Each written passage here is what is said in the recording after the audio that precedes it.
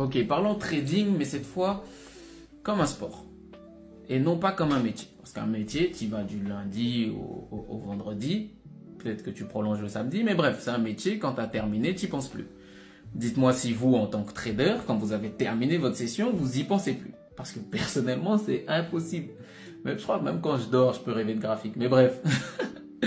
Là, allons plutôt à l'essentiel. Parlons du trading comme un sport.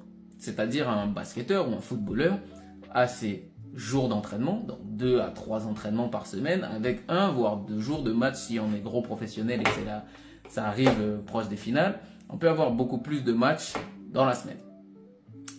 Mais nous, en tant que trader, on a 5 jours de match et on va s'entraîner le samedi ou le dimanche si vraiment on est en mode on veut s'entraîner, sinon on va juste analyser, ce qui n'est pas un entraînement.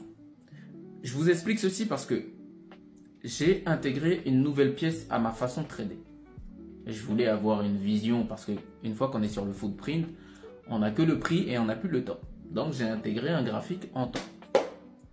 Mais vu que c'est une chose que j'ai perdu l'habitude d'utiliser, au moment où je l'ai intégré, je suis parti m'entraîner la veille.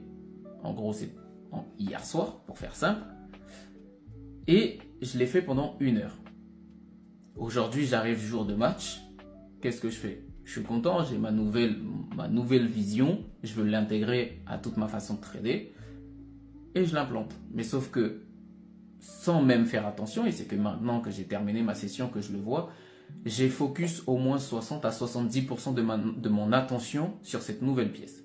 Et j'ai complètement mis de côté le reste. Donc j'ai enchaîné perte sur perte.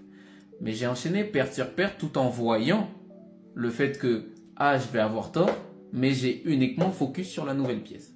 Donc peut-être que si j'aurais pris le temps de m'entraîner plus longtemps avec cette nouvelle pièce sans l'intégrer dans les matchs, ça veut dire que tu as un nouveau geste technique, mais quand tu vas en match, tu ne l'utilises pas encore tant que tu ne le maîtrises pas correctement. Ça aurait peut-être dû être quelque chose que j'aurais dû faire. C'est pour ça que je vous dis de voir le trading comme un sport. C'est-à-dire que je pense que maintenant, je vais essayer de construire ça là-dessus.